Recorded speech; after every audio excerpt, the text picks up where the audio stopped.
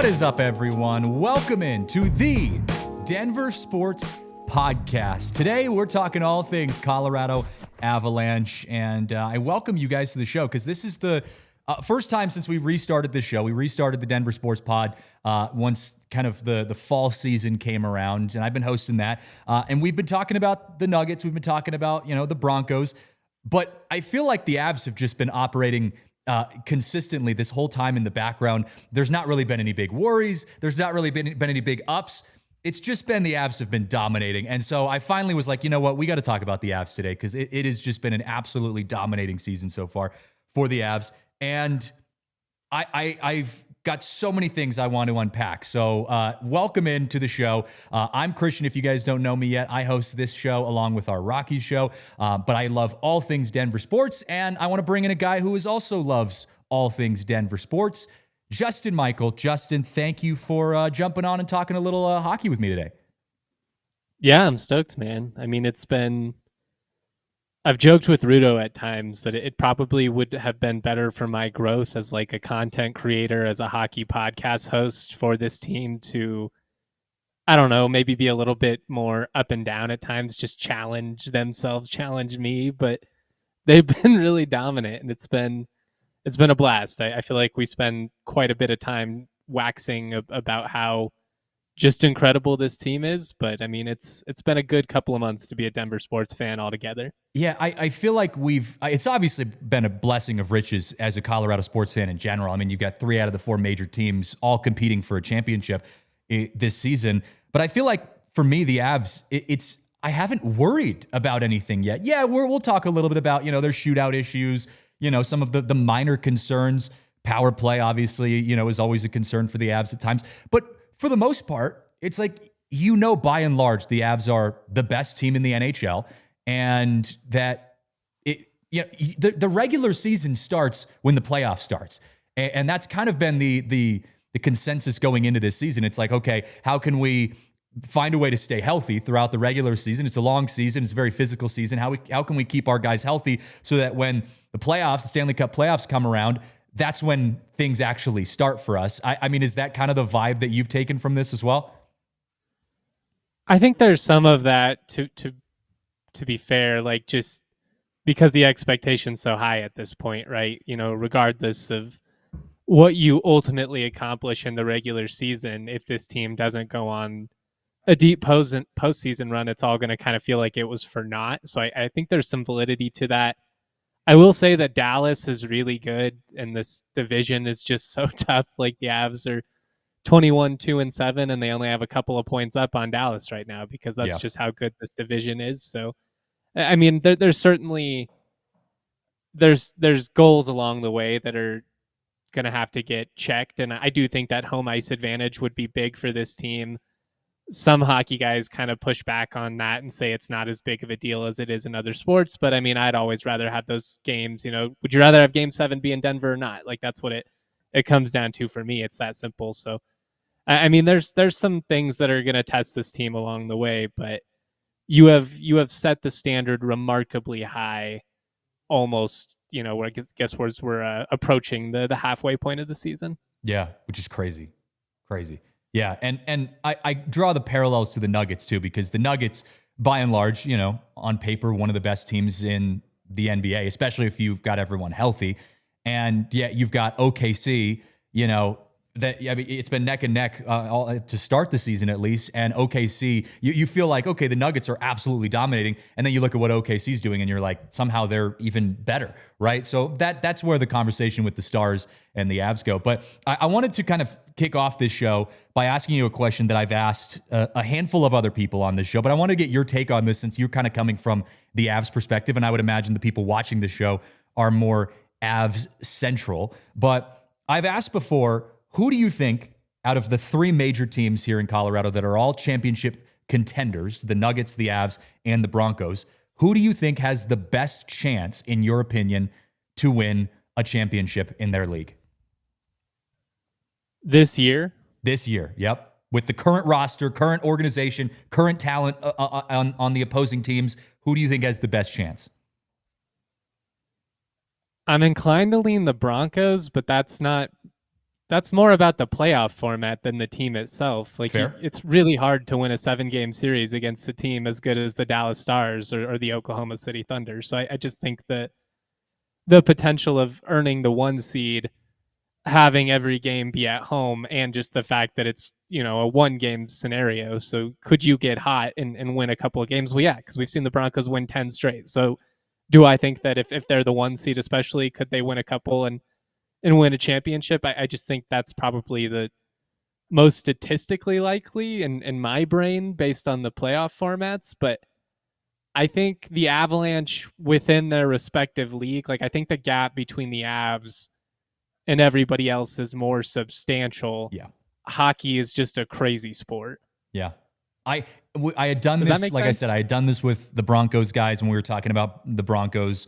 I've done this with the Nuggets guys now, and now we're talking about the Avs a little bit. But it's funny because I have had different answers from almost everyone that we've talked to. I think it was Spencer and RK both kind of took the Broncos route where they were talking about, the strength of schedule and just the format, saying, hey, if you could, and this, we were having this conversation before the Chiefs game happened for the Broncos, but they were saying basically if you can get through the Chiefs, the path to the postseason as a 1 seed and then beyond that to the Super Bowl feels very doable for the Broncos. Whereas, again, the Avs and the Nuggets, whether you're 1 seed, 2 seed, or something like that, both teams are going to end up in the playoffs. But the format of the playoffs is just so different. And I also think the point I want to make about hockey, hockey is just such a wild sport. Like, yes, you have 7-game series, which can be a challenge, but it's so... It's just so unique. It actually reminds me a lot of baseball in a way, because it doesn't ebb and flow in the same way that I think basketball and football do. Over the course of the game, there's kind of just like an ebb and flow as the game goes on. Hockey, it's like you make one mistake, and that one mistake can cost you the entire game. You feel like you're on top of the world in 1 second, and then one thing happens and it completely flips upside down, right? So it's a different experience. And as you guys know, watching playoff hockey for the Avs, the inconsistencies of it, you could have the best team on paper, which the Avs have had year in and year out, and still for some reason it just doesn't come together when it matters. And so I actually think my pick would end up being the Nuggets, just because I think the Nuggets have, you've got Jokic, you've got that kind of situation, but I think it's a little more controllable than what you see in hockey. But if you talk about sheer talent on the floor, I think the Avs across the board throughout the depth of their team and compared to their opposing teams probably have the best talent. So it's just weird to see the different dynamics between the three teams. Yeah, totally. I mean, I think the Nuggets have a great chance, obviously, with Jamal Murray playing as well as he is right now, especially if they can be healthy. I think that's a big asterisk on the Nuggets' title hopes right now. The hamstring stuff with AG is worrisome just because explosiveness is such a big part of his game. And, is he going to be able to sustain a season? We shall see. But the Avs, when you have, however you want to rank them, whatever, I think at worst 2 of the top 5 players in the world, you're always going to be in the mix. And the thing about this Avs team compared to the Avalanche from a year ago, especially at this time, you just have so much more stability. Like, people forget the chaos that the Avs had to deal with in the regular season last year between trying to solve their goaltending issues, and the fact that they were able to do that is just incredible work from the front office. And I think they've done a really good job of bolstering the depth. And it started with the Mikko Rantanen trade, which was not super popular with a lot of folks, which was understandable. He was a great goal scorer, but it's kind of worked out perfectly because, Netchis has been a perfect fit, and they've been able to, add some other pieces like Drury and Brock Nelson, who solved the 2C issue, which had kind of been an issue for the Avs going back to the cup run of a couple years ago. Just kind of been a revolving door there. This team is built really well from top to bottom, and they've set themselves up nicely, like I said, with this hot start here. Now the question is, can you sustain it? Because you've got a lot of hockey coming up here, and really January especially, and then they have the Olympic break in February, which is kind of a wrinkle and things. But it's a fun time, man. It's a fun time to watch this team night in and night out. Like I said, I feel like I just don't have as much worries about the Avs as I do for some of the other teams. They've just been playing consistent hockey, and again, we see some of their faults. We're going to talk about that, but by and large, this is a team that has depth. They have power. They have talent, and they're playing up to that level. They're playing to that standard. So I haven't really worried too much about them. But speaking of worries, I mean, Again, I've asked this with Broncos guys. I've asked this with Nuggets guys. So I want to ask you from the Avs perspective, what's the biggest threat to the Avs winning a championship this year? We know that's their goal. We know that's well within their bounds. That's well within their reach. What is the biggest threat to them winning another Stanley Cup this year? I mean, the history says the Dallas Stars. It's been the team that they haven't been able to get through for whatever reason over these last, couple of seasons. That has been the roadblock for this Avs team, and as good as they are, and until they get through the Stars in a playoff series, I think it's fair to say that that's still like kind of the goal at this point. Like they're the team. They've been the big bad bully in the playoffs. So like until we see them do it, I think that's really the answer. I mean, there are things you can work on internally. The power play is an issue right now, and that's part of the reason they struggled against the Stars, although I don't know if that's going to factor in so much. DeBoer was able to really muck up things. The old Stars coach who was fired. So I guess we'll see if the dynamics of that matchup are going to be similar given the coaching change. But the history between the two teams, I think that's the answer. Yeah, it's funny to see the comparisons. It's interesting to see the comparisons in the answers from all the different teams. Like for the Nuggets, the consensus from the Nuggets guys is, hey, our biggest threat to winning a championship is health, right? Like when we're healthy, I trust that we can go even into a place like OKC in 7 games, and we can go take a 7-game series against the Thunder when we are healthy and you've got Nikola Jokic and all that kind of stuff. For the Broncos, it's their offense. That's the biggest threat to winning a championship. And for the Avs, it's like, okay, no, we have all the pieces. We just got to get through that team. Like you feel like if you can get through Dallas, if you can get through Rantanen and, the storylines behind that, the pressure, the history of those matchups, the hatred for the Dallas Stars fans, like if you can get through all of that, you feel like you're unstoppable at that point. There's something weird about that matchup. I mean, I was in the locker room Game 7 after they collapsed, and having Mikko do what he did and all of that was just a little extra rust on the knife in the wound, but it was wild. I'll never forget how quiet it was, and just seeing the look on everyone's faces, and the Landeskog and all of this, the Landeskog storyline, is a factor as well, both in the success that the Avs are having this season. I think they've really rallied around him, and we can touch more on that after the break if you want, but I think just the excitement of him coming back and the fact that they had it, you're up, and to have the game slip away the way that they did so dramatically, it was tough to stomach for that group. And I think we've seen an Avs team who has internalized that and really, come out focused.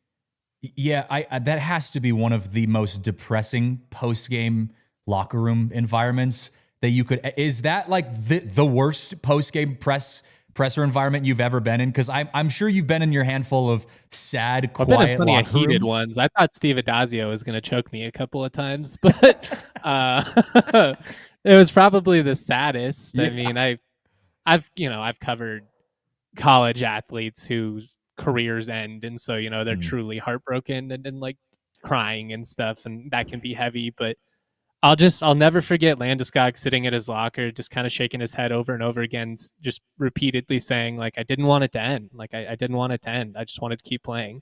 Jeez.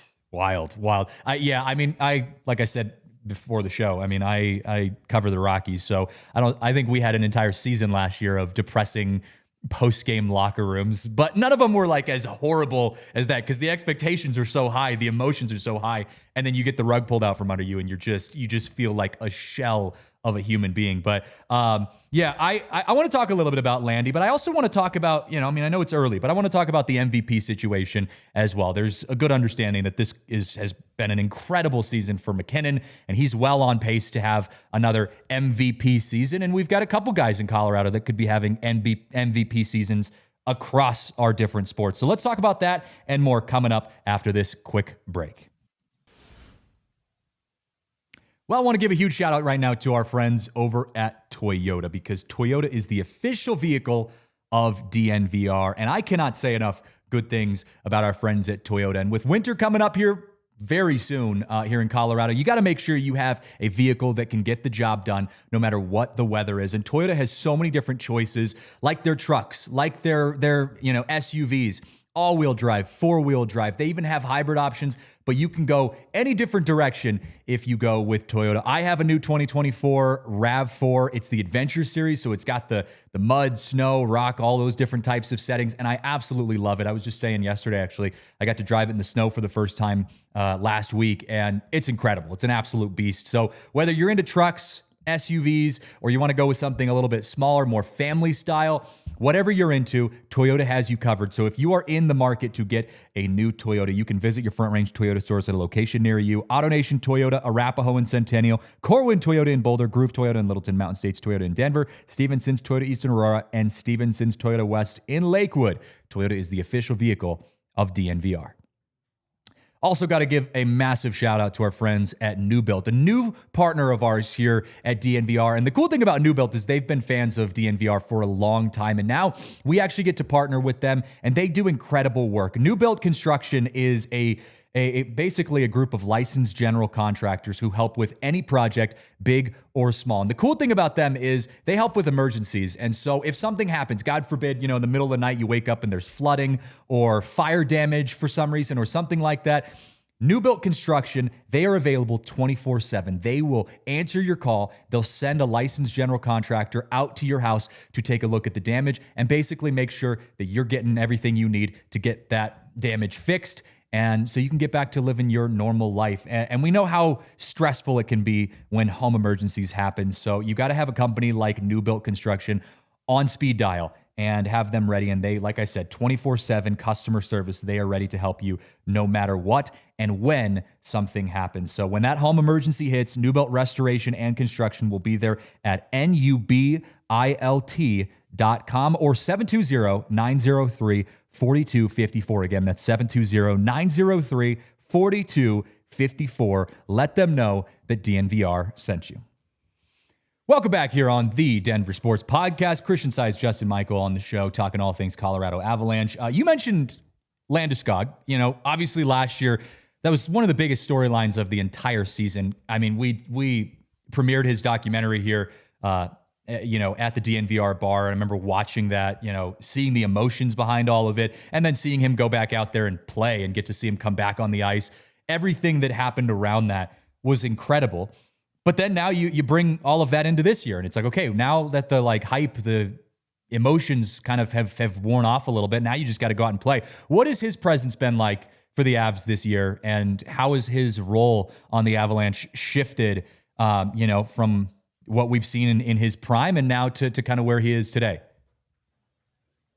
I don't think you can overstate the importance of his presence just from a leadership standpoint.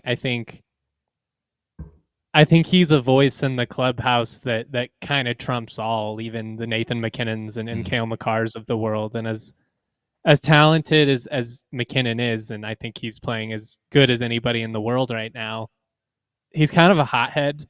He runs hot all the time, and that's part of what makes him great. It's also part of what makes him kind of tough to deal with, I think, at times over the course of an 82-game season. And I think just having Landeskog be there, it just kind of, it's the sweet and savory comp. Like you're adding two distinctions, and they kind of play off of each other so well. So I think his presence is just so important for this team. And then in terms of his play on the ice, he's doing a lot of the classic Landeskog stuff that we saw him do back in the day. I mean, he's a physical presence and in front of the net. He's always been a guy who creates a lot of high-level scoring opportunities because of that presence. He's physical. we've seen him, throw hands, which I don't always love. He's got a concussion history, but like he's the heart and soul of this hockey team. And maybe Yeah. he's lost a step a little bit. He doesn't move quite the same, but still high level play right now. The hands are there. Like we're starting to see the scoring production tick in the right direction as well. So it's all trending really cool for Landy, and I just think it's genuinely one of the cooler storylines we've ever seen in sports, period. Yeah, and he's one of those guys too that like even if his output on the ice starts to take a toll, you need him there. You need him as a part of your team until he retires, until he says, you know what, guys, I'm done. And then you got to find a way to bring him back as a coach, right? Or you got to find a way to keep him in that locker room, like because his presence is just so unique. And again, to kind of draw ties to some of our other teams, I was talking about this actually. We were in Major League Baseball winter meetings for the last couple of days, and we were talking, of course, about Chris Bryant and stuff. And we were saying, look, the Rockies don't have a ton of options with him, but he's probably never going to play a game on field ever again. But the thing is, you don't want him in the locker room either. You don't want him in the clubhouse because he's not a leader. None of the players enjoy playing with him. No one has any good things to say when someone, on the team says, hey, yeah, who's, a veteran leader in the clubhouse? Nobody says Chris Bryant, right? It's just he's a waste on the field and he's a waste in the clubhouse. Like if Landy one day wakes up and he's just not playing the way he used to be, that sucks. But also that's only half of what he brings to the table, or even just a small part of what he brings to the table. The rest of it is his presence in the clubhouse. You could say he's more important in the clubhouse than Jared Bednar is, or like you said, Nathan McKinnon. So there's the intangibles that come along with Landeskog that I think you'd be hard pressed to find in almost any other sport. I think the fact that if you get anything from him on the ice, it's kind of just bonus, Jonas, with the depth of this roster. Now, injuries 100%. And then a lot of stuff could change that equation drastically, but you're getting so much consistent production right now out of really like 6 to 8 guys that you kind of just have the benefit of whether he's good or not, he brings a lot to this team, and tangibly his presence is very valuable for this club. But he's playing pretty well, which is what makes it cool. Like he's exceeded all realistic expectations for what he could be, considering what he's been through. And there are times I don't want to get carried away because he was a really high level player at his peak, but I don't think the drop off is very significant, to be honest. And to me, that's absurd. Yeah, it is. And it's so, like you said, it's a blessing of riches, man. I mean, you don't even need him to be that good on the ice because you have so much depth coming from other guys that you're like, hey, we'll just take whatever we get. We'll take whatever he decides to give us tonight. And the rest of it, he's just a great presence to be around. He's a good guy to hang out with. I mean, I just remember a little personal note here. I remember we were just downstairs, at the bar for his premiere. And I've never talked to him before in my life, and he just comes over. We're just standing there talking, and he just wanders in, just comes up to us and just starts talking. I mean, just the most laid back, chill guy. It truly is insane that we get to have a situation where we've got arguably the best basketball player in the world, playing in Denver. You've got, the best hockey player in the world in McKinnon, and you've got one of the coolest hockey players in Landeskog. Well, I mean, it's like, it's just, I can't say enough how awesome it is to be a Colorado sports fan right now. Crazy thing is, and yeah, I mean, we didn't even mention Pat Surtain. If you were drafting a hockey team, if you were building it from scratch, Cale Makar might actually be who you would take 1 overall in the league. Like the embarrassment of riches that we are fortunate to get to watch right now on the field, court, ice. You guys know what I mean? It's pretty dang fun. I don't really remember anything like it. It really is. I mean, it's just insane. I saw someone in the Toyota chat earlier in the show say, like, what if we got 3 championships? And I'm like, that sounds absurd, and that's never happened in the history of sports to have one city win 3 championships among their major sports teams in the same year. But it's not impossible. Now, realistically, I think, I would, I'd take just one. I mean, let's be real. I'd take just 1 championship out of our 3 major teams, but it's not impossible to think about there being 2, or God, even 3 could be something that's on the table. So yeah, we're very spoiled here. But speaking of spoiled, again, I've asked this before on this show, and now that we've got kind of the hockey mind in here, I wanted to ask this from your perspective. McKinnon and Jokic are both having incredible seasons, on pace to be very much in the conversation of their MVP caliber seasons. So I wanted to ask, for those two players, Jokic and McKinnon, who do you think has the better chance of winning an MVP in their respective sport?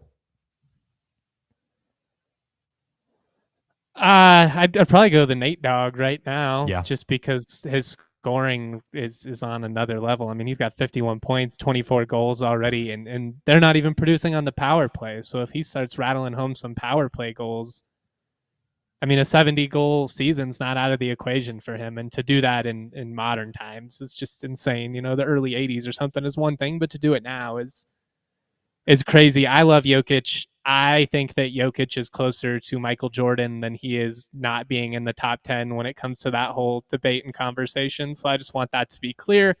But the Thunder are 24-1 or whatever the hell they are right now, and SGA is having an insane season as well. So I think there's more realistic threat to Jokic's MVP. Also, I'd wonder, with some of the injuries and stuff, where is Denver at in the Western Conference at the end of the year? They're a title threat regardless of if they're the 1, the 2, the 3, the 4, whatever. But I just think the Thunder might win 70 games this year, 75 games. It's crazy. Yeah, it's interesting because you take kind of I would take a different approach to this when I look at who has the better chance of winning, an MVP.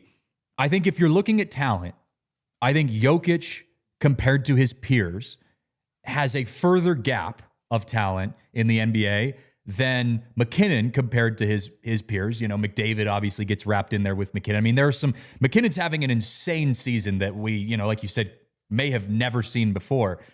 But, the talent, there's a kind of combination. There's a mix of talent kind of at the top of the NHL, and McKinnon is in the mix of that. But I do think he's still kind of in that same realm. But if I'm asking the question of just who has the best chance of winning an MVP trophy, I do think it's McKinnon. It has to be McKinnon, because I also think you've got voter fatigue in the NBA. Aside from all the factors you just mentioned, I think that the NBA is just, it's a reality TV show, man. It's not always who's the best player. It's what does their team do? How many MVPs have they won recently? What are the fans, leaning towards? What's the juicier headline? And I hate that that's the conversation we have to have, but that's the way it goes. I think there's an absolute possibility we see both Jokic and McKinnon winning an MVP this year, like we've seen in the past. But I do think if I had to give the best odds, it would be McKinnon. I mean, if the Nuggets are even within a puncher's chance of the Thunder for the 1 seed, I don't know how you could argue against Jokic. Nobody elevates their team more in sports than what Nikola Jokic does for the Denver Nuggets. But I just think this Avs team is so hot right now, and McKinnon's production has been so consistent. Again, I don't think there's as much realistic competition for McKinnon right now as you could make an argument in the NBA. But it's going to be interesting, especially if Jokic can continue to carry this team, but Murray makes an all-star game. Do they use that against him now? We know how, now all of a sudden ESPN will look at all this help he has with Jamal Murray. Meanwhile, he's never played with an all-star before, but they'll get their clicks in one way or another. I can't stand the NBA cycle when it comes to that kind of stuff. I love watching NBA, I love watching basketball, but I can't stand just the media cycle that is the NBA. There's not a sport I love more but hate to consume content on. Oh my God. It's why there's a ton of great guys out there, great podcasts and stuff. We have plenty of them at ALLCITY. Yeah. But turning on TV, ESPN, ugh. It's actually one of the reasons. So I grew up in Seattle, and we didn't have the year I moved to Denver full time was the year that Kraken became an actual legitimate NHL team. So I grew up basically without hockey, in my life from a local standpoint. And so when I moved here, the Avs obviously won the Stanley Cup, which was huge. But I remember diving headfirst into the Avs and being like, this is just so refreshing from a media standpoint, right? It's just, there's not any drama. These dudes are just going out and playing hockey, man. It's so different. So yeah, it is going to be interesting to follow how that storyline continues. But we talk about McKinnon and his legacy and everything that he's done. And you mentioned Jokic and saying that Jokic is closer to Jordan than he is to, some of the other players below him. And I think that's a fair assessment. And I think that's a conversation we're going to continue having when we talk about the legacy of Nikola Jokic, how he's changed the game of basketball. But we got to hit our next break. But after the break, I want to talk about McKinnon's legacy. Where does he rank among the top players of all time in the NHL? What does he have to do for the remainder of his career to get in that top 5 category? Is that even something that's on the table? We're going to talk about that and more coming up after this quick break. I want to give a huge shout out right now to our friends at Brunt Workwear, because the winter season is upon us. It's getting cold outside. You're shoveling snow. You're clearing off your car when it's nice and wet out in the morning. And you got to have a pair of work boots that will keep you dry, look good, feel good. And that's where Brunt comes in. They are a company that's built around the working man. They have all these different types of apparel and products that can make sure that, like I said, you are comfortable when the season of winter comes around. And Brunt, they have their best-selling work boots that I absolutely swear by, because Brunt's work boots, like I said, they keep you warm, they keep you dry, no matter what. You could be walking through puddles, you could be walking through snow, trudging through, your driveway to shovel that driveway, and they'll still keep your feet nice and warm, nice and dry. So many different choices for you to choose from with designs that are durable and reliable. And the cool thing about Brunt is it's not just work boots, although I love to share some love with their work boots. They also have work gear. They also have different types of apparel, so that no matter what you're doing, whether you're working outside, whether you're going on hikes, whether you're just being out and enjoying this Colorado nature and these weather that we have here in Colorado, Brunt Workwear has you covered. So with temps dropping and the holiday season coming up, it's time to treat yourself or the hardworking man in your life to real comfort. Skip the throwaway gifts and get him something built to last. Brunt Workwear, our listeners right now can get $10 off their entire order using code DNVR. Check out, that's bruntworkwear.com. Use code DNVR. Order today and let them know you heard it here, right here on DNVR.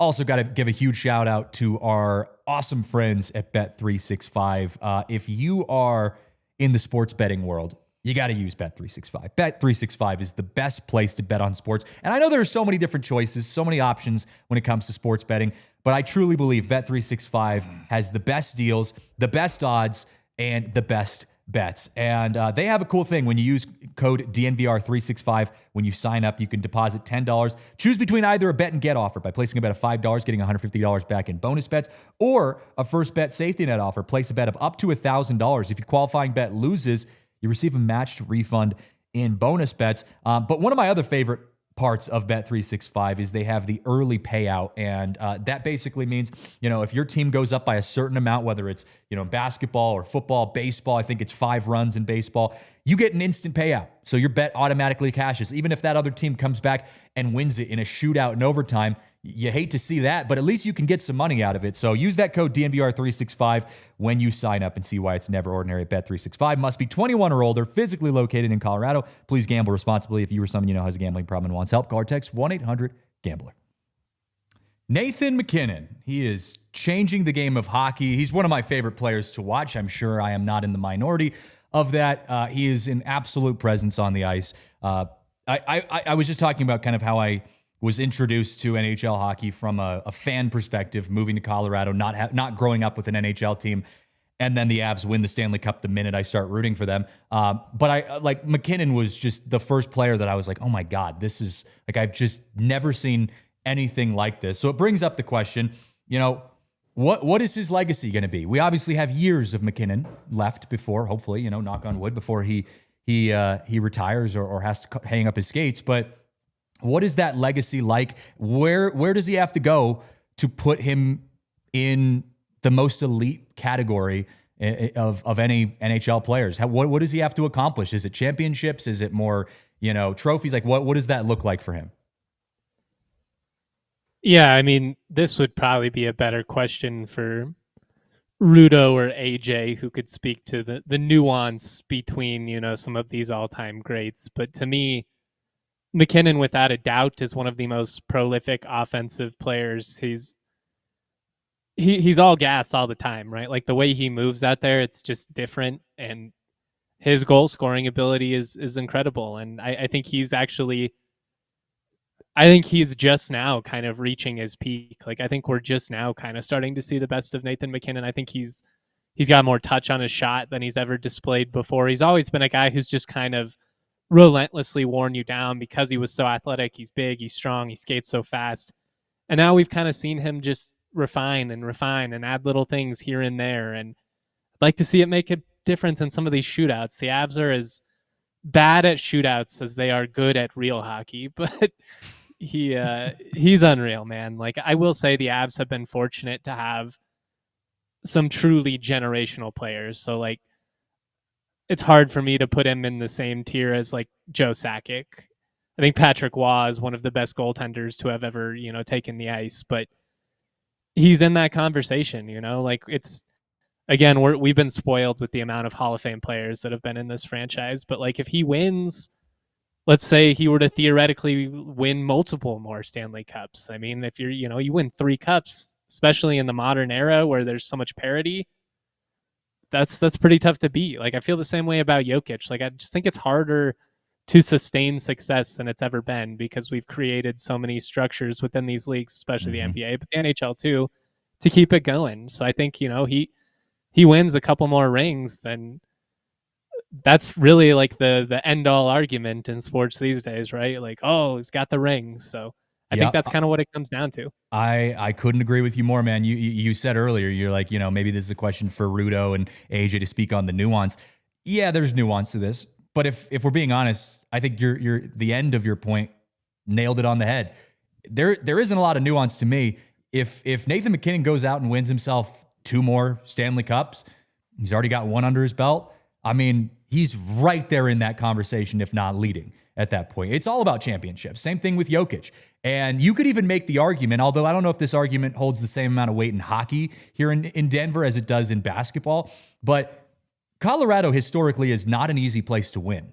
And like I said, that might be more of a basketball argument than it is a hockey argument, but Denver is a tough place. It's a tough place to play in. It's a tough place to get talent. It's a tough place to sustain winning in. And so if you can say that, yeah, during my time in Colorado, not only was I winning, X, Y, and Z, in-season trophies, MVPs, all that kind of stuff, but like, I've got a handful of rings to back that up. That's all you need. You see the player that he is, and I did see the comment. I think the upper echelon talent pool is better in the NHL. That's 100% true. Like I said, you could see there's a good handful of players, 3, maybe 4 players that are all kind of in the realm of Nathan MacKinnon, maybe not better, but in that same talent realm. But the consistency that he's done it at, and if he can get some more Stanley Cup, victories under his belt, it's a no-brainer. It's an absolute no-brainer to me. Well, and he gets the benefit of being kind of the face of the franchise through all this. And there have been plenty of other key pieces along the way. Cale Makar is an incredible talent. Gabe Landeskog's been a big part of this revival of the Avs kind of 2.0 here. They had the run with the OGs, kind of basically 96 to 05, kind of that 04-ish, I guess, really more realistically. And then, obviously they had kind of a rough stretch. They end up landing Nathan MacKinnon, and I mean, what he's done over the last decade, it's pretty unique. So the dude he's incredibly skilled. I think he's got to win another championship, though, to realistically be in the conversation with the Sakics of the world, who, I don't know if Sakic gets enough credit for where he stands, like in the Denver sports world. It's a Broncos town. I get it. You see it when they're roaring. Like, there's just nothing that trumps it. But Sakic did deliver this team its first, championship ever. He beat Elway to the punch, and he's also delivered a title as an executive. So like his legacy is pretty dang unique. Yeah, and it's the same argument with Jokic too. Like, it's just you get yourself another NBA championship, and that whole conversation that we're already starting to have, again, comparing him to Michael Jordan and Scottie Pippen and Bird and all of the greats, that conversation gets even louder. I don't know if you've seen this, but I mean, there's been kind of a shift, talking about Jokic specifically. There's been a relative shift recently on some of the national media starting to include Jokic in those conversations of like the all-time greats, which I was shocked because we were just talking about how just exhausting NBA media is. And I've been hearing recently people saying, hey, yeah, Jokic, like, I mean, this is one of the greats of all time, on pace to be a great of all time. That's kind of refreshing to hear, actually, outside of Denver. Better late than never. I mean, they cost my man an MVP for narratives that are still asinine, but yeah, I think these guys, more than anything, they see the writing on the wall, right? Like, he's in the mix here to win another MVP if he wins another ring. Like, they love getting their clicks in, but the last thing they want is all these clips to resurface of them, trying to diminish Jokic. So now you got to backpedal and, oh no, I respect his greatness. We've seen the Nick Wrights of the world and all those guys. They're getting their cardio in with some of the treading they're doing now, but better late than never, I guess. It's crazy to me. Like, if you appreciate sport in general, even if you're a basketball fan or not, you can't watch that guy and not recognize how unique he is. And I would say similar things about, a Cale Makar or McKinnon, even, who we've obviously given a lot of love to. But I don't know. I don't know how you claim to be an analyst or even a sports fan, period, and be like, that guy sucks. All right, you don't know what you're watching. Okay. All right, buddy. Yeah, that's just rage baiting at that point. Yeah. I want to kind of change gears just a little bit, because we were talking earlier on the show about, like, what's the biggest threat to the Avs this season to winning a championship, and you said, along with people in the chat, said the Dallas Stars. So I wanted to kind of ask a late follow-up question to that is, if the playoffs started today and the Avs had to face the Dallas Stars in a series with what they have right now and what the Stars have right now, do you trust the Avs to get the win this time around? Yeah, because the Avs are the best team in the world in 5-on-5 hockey, which is what you are going to be playing most of the time. But I think that the power play struggles have been persistent enough, especially if we are going to go with that opponent specifically. And again, I think that's kind of a take that's easy on the surface, but not necessarily accurate, given the fact that Pete DeBoer is no longer in the picture, and he was such a big part of what gave the Avs some struggles just schematically and stylistically. The Avs are such a high octane offense, and they muck it up. They slow it down, and they kind of capitalize on your mistakes, or at least historically that's what they did. But yeah, I think this team, because the goaltending is so strong, and you have two really high caliber goaltenders, and the depth that you have, I would still lean the Avalanche, despite what the series history has been, despite being in Dallas for that entire series. I've never been more exhausted in my life than traveling back and forth for that one. But yeah, I still think the Avs are the better team, but there is something to be said about the boogeyman opponent, right? That just, for whatever reason, you can't seem to get through. I think we see it in college sports all the time. Like, I like this team better on paper, but for whatever reason, they just don't win here. It's been the Chiefs for the Broncos forever, and up until just now, Until it isn't, though. That's the thing, right? Like, eventually it flips. Exactly, and that's and someday so the Rockies will beat the Dodgers, guys.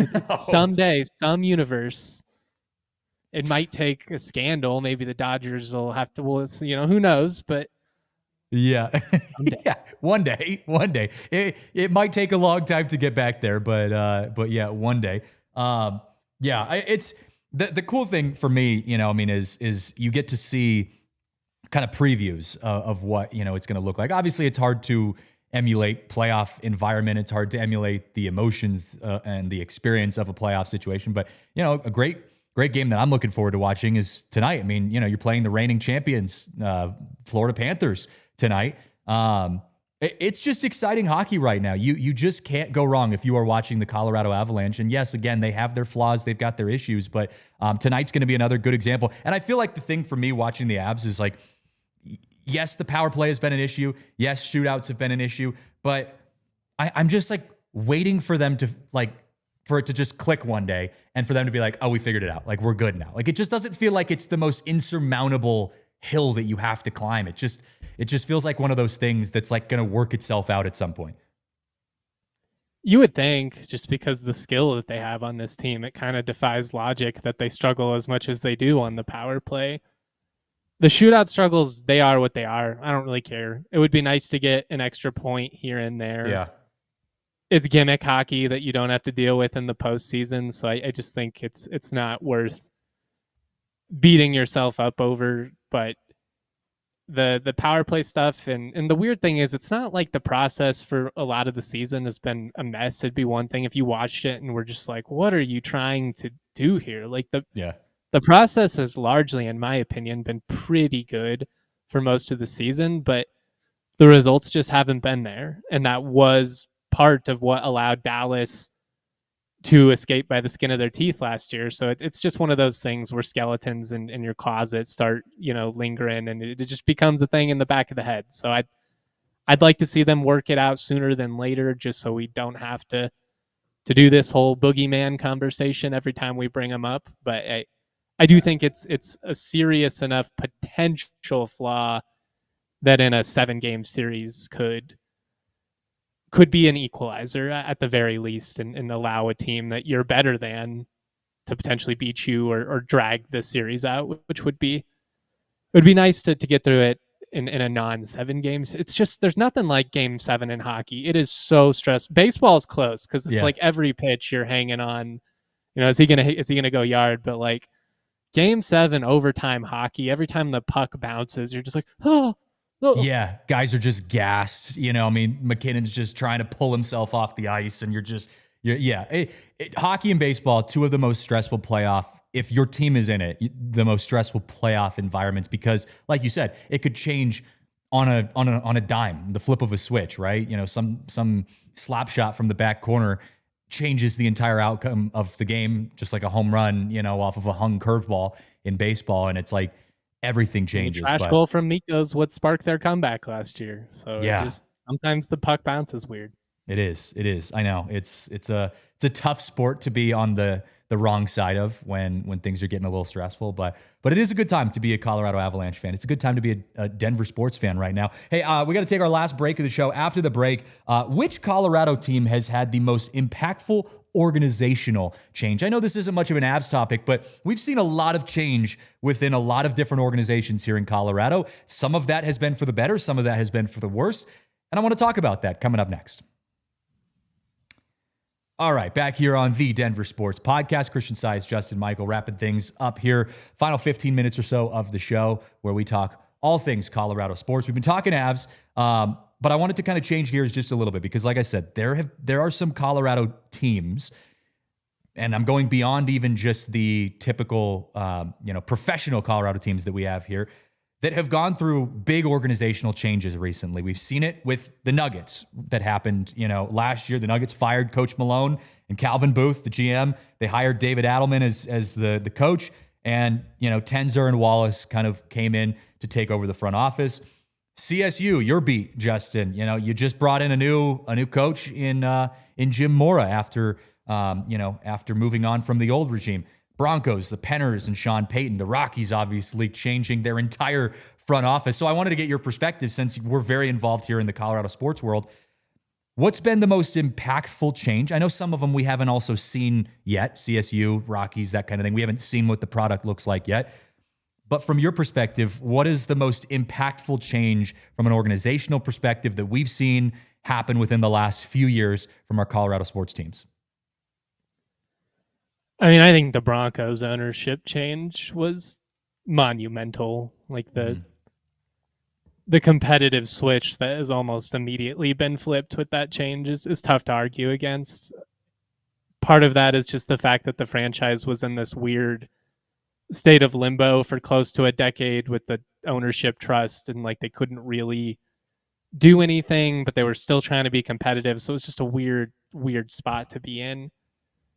I'm a Broncos season ticket holder, so I watched a lot of terrible football for a long time. So I think the stars, the Penners have come in and completely flipped this thing on its head. But I think we've seen a lot of positive change as a whole within the Denver or Colorado sports world. And I think there are so many ways you can look at that, right? Like Deion Sanders competitively, maybe not quite what you would have hoped for in year 3, but obviously from a relevancy standpoint, they won a Heisman last year. Like nobody was talking about CU football for a decade. They're in the conversation now.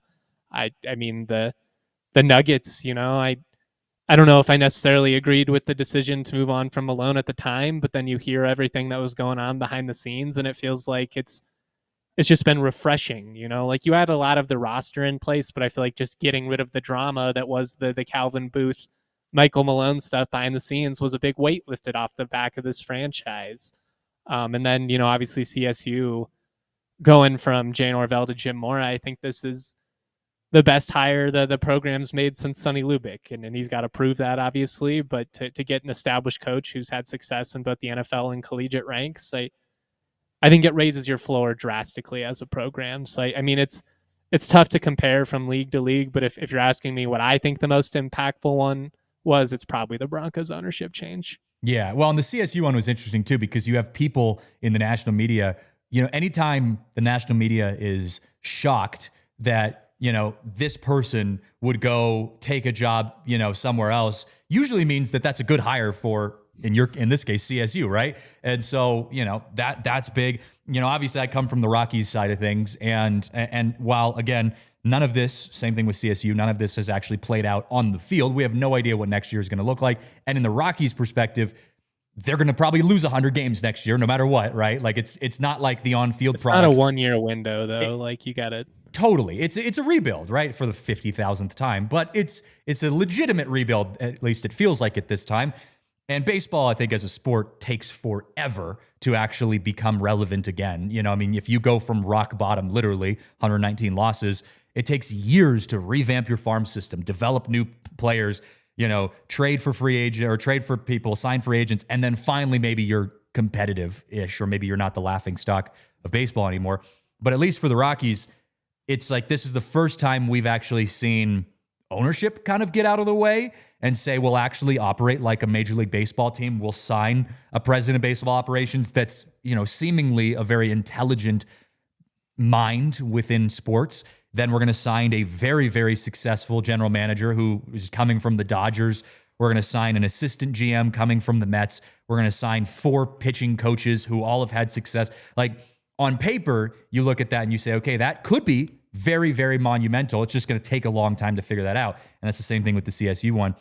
If I had to give my answer on this question, the Broncos are up there because I think, the Broncos were, while they're never irrelevant, they were definitely not good. It's bad. They've just been bad. Yeah, like you said, they've just not been good for years. They've had the QB carousel that we've been going through, the head coaching carousel. All of those things have been terrible. So for the Penners to come in and pretty much figure that out within just a couple of years, and it hasn't even been a long rebuild. I mean, you went last year to making the playoffs for the first time and thinking, okay, maybe we'll make the playoffs again, but we're starting to kind of rebuild this year, maybe take a little bit of a step forward to being like, this is a Super Bowl team that we're looking at in Denver.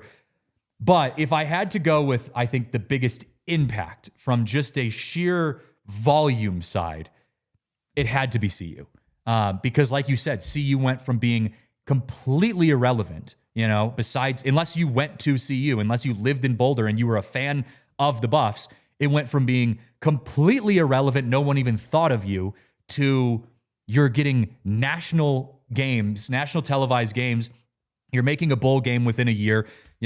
It's just, there's eyeballs. There's people watching. And yes, like you said, third-year record was not what they wanted it to be. And you can make the argument that the wins may never come at this point. But from a relevancy standpoint, you went from kind of the Rockies of college football to the Dodgers in a way overnight by just hiring one guy. And that's, I think that just holds the weight. You get talked about a lot, but you don't actually win.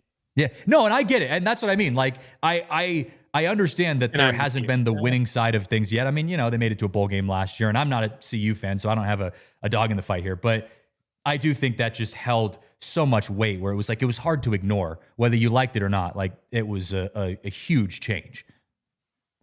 Yeah. I mean, you can't argue the relevancy angle of all of it. I think at this point the novelty has worn off. Mm-hmm. So what can you do moving forward? It was neat and all. It was fun. Your top 25 team for a month, everybody loved it. But the last year has not been very substantial. No. So I think at some point you got to have the wins, or it kind of becomes a circus in itself, because like you can act that way when you're winning, and it's fun and it's new and it's fresh. But once you start stacking multiple losing seasons, I mean, he's a top 10 paid coach in college football. It's good for business to get talked about a lot. It's a whole lot better for business to win. Oh, so for sure. I think the novelty has run its course, but I mean, it's been crazy to see. Like, they went from literally being nationally irrelevant to, I mean, we see the numbers, the amount of people that tune into the DNVR Buffs pod, and I love to crack jokes. I'm a CSU guy, guys. So take it all with a grain of salt coming from me. I got to poke the bear a little bit. I deal with plenty of trolling on that side, but they are certainly more relevant than they've been in a long time. Yeah, no, and again, I you're a CSU guy, I'm a Rockies guy, and that's kind of the lens that I bring to this as well, is like, all of these moves, the moves look good on paper for the Rockies. I mean, they look good on paper. CU obviously became relevant again because of Prime, and yes, they won a little bit last year. Well, that was fun to watch if you're a CU fan or a college football fan, that doesn't have a horse in the race. But at a certain point, you do have to get back to winning. And that's the same argument I make on our Rockies show, is like, okay, all of these moves for the Rockies are great. All of these baseball minds, I mean, it's a breath of fresh air that you're operating like a real Major League Baseball team again for the first time in maybe ever. But eventually, we're going to have to change the conversation from, hey, you're relevant again. You've got a front office that acts like a real front office. But now you got to go actually start winning. I mean, it's going to take a while for the Rockies. It's going to take a while, and the landscape in baseball is tough, but you got to go out and start winning. So, but I think like you said, Broncos probably the safest choice on that from just an organizational standpoint. And it's just refreshing to see an owner that takes a lot of care in what's happening with their team. Because the Cronkies, for example, yes, Josh Kroenke, while he's the son of, he's a Kroenke son, he's tasked with the actual day-to-day work. Stan Kroenke up top, he probably doesn't care all that much aside from just making money. And so, I mean, you can kind of get into the different dynamics there, but it's nice to see the Penners going in and saying, no, we like legitimately care about the product on the field. We'll go spend $500,000 to replace the turf, out on the field, the grass out on the field. Like, it's just a different dynamic. Spared. Huh? In the no expenses being spared, right? It's just been cool to see them so committed to winning. And Cam, I'll respond to you. I'll take the bait in the Toyota chat. Says CU could have easily beat BYU or Georgia Tech this year. They're close. Well, they didn't. You're the king of hypothetical wins, man. And it's going into year 4. This isn't 2023. We're going into year 4. Look at what Cignetti's doing at Indiana. The hypotheticals, at some point, you have to have tangible results, or it's just sizzle and no substance, which has been the case. And it's why when they've gone up against actual quality programs, they've come up short. Don't just hire your buddies. Don't hire Pat Shurmur because Shedeur needs somebody who can be a yes man. You let a quality coach in Sean Lewis walk out the door and go to San Diego State, and you wasted 2 years of your offense for it. Like, at some point, the wins have to be there. It's great that people are talking about you. It's way more fun to be a Buffs fan right now than it was 4 years ago. Nobody's arguing that. But you pay a coach top 10 salary in the country. It's not just about being relevant and getting clicks. It's about winning. And y'all aren't going to like this one, but it's the difference between Dan Lanning and Dion. They play for clicks. Some other teams play for titles. I'll see you on my CSU show, I'm sure, Cam. I was going to say, thank you for the engagement as always. I love this. See, for me doing the Rockies show, we don't, we get to sell the teams and whatever, but I think some of that's fair. I mean, I can't debate against Rockies fans who are upset about what this team has done, because the team has sucked for a long time and the organization has sucked. But I enjoy, getting to talk about other sports and that have rivalries. And I think that's what makes sports fun.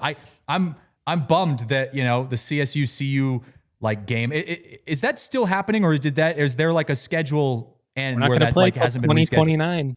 Yeah, exactly. Like, we got to get more. Enjoy it, Buffs fans. Love those Delaware State matchups. Big time stuff. Great for the sport. Great stuff. Pride and tradition, baby. I love it. But timid in the weak.